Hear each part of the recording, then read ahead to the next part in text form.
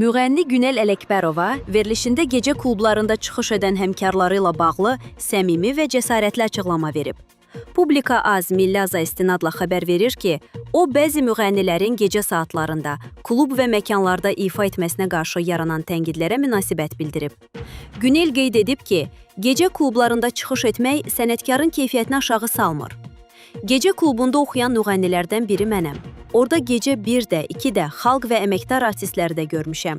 Oradakı dinləyicilər yad planetli deyil. Sənətkarlara tələbat var, dəvət edirlər. Onlar da çıxış edir. Nəyi pisdir ki? Həmin məkanlarda Nisə Qasımova, Nazbəri Dostəliyeva və Təranə Musa cütlüyü çıxış edib. Mən də görmüşəm. O əlavə edib ki, gecə klubu yalnız ifa üçün məkan rolunu oynayır və bu tənqid olunacaq səbəb deyil. Kimin ağlında gecə klubu ilə nə tramvası var bilmirəm. Orada ifa etmək üçün məkandır. Günel Ələkbərovanın bu açıqlaması sosial şəbəkədə izləyicilər arasında müzakirələrə səbəb olub. İzləyicilər həmkarların gecə klublarında çıxış etməsinə müxtəlif yanaşıblar.